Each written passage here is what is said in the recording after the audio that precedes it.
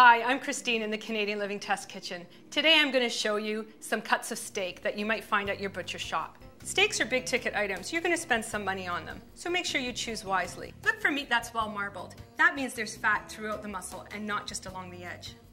For good quality meat, talk to your butcher. You'll want to ask him where it's been raised, how it's been raised, and how long it's been aged. The best quality meat's been raised between 10 and 21 days. Here's a selection of the most popular steak cuts. This is a tenderloin steak. It's also known as a filet or a filet mignon. It's cut from the loin portion of the meat. It's the most tender and leanest cut of steak. Be careful not to overcook it because it will dry out and be tasteless. This is a strip loin. It's also called a New York steak or a New York strip. It's also cut from the loin. It's not as tender as the tenderloin, but it has a lot more flavor. This is a T-bone. The T-bone is actually the strip loin and the filet together on the bone. This steak has a lot more flavor because it's still on the bone. This is a sirloin. It's not as tender as a tenderloin or a filet because it's from a larger muscle of the beef. It's also cut from the loin, but closer to the hind quarter.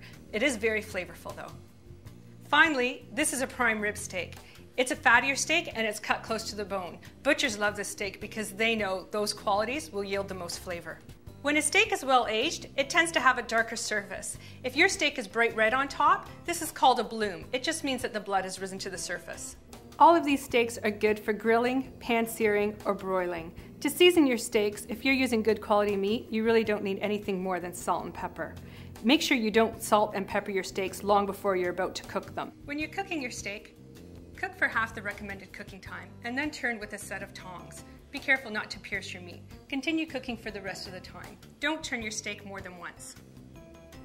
To test for the doneness on your steak, don't cut into your steak. You're going to lose all the juice. You can press on the surface of the steak. The tighter the muscle, the more well done your steak is going to be.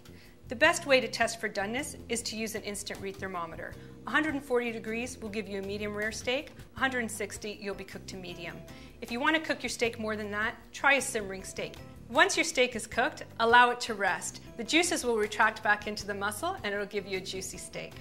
Here's an example of a filet mignon. I'm just going to garnish with a sprig of rosemary and a beautifully seared T-bone steak. For more great tips and recipes, visit CanadianLiving.com or pick up a copy of Canadian Living magazine.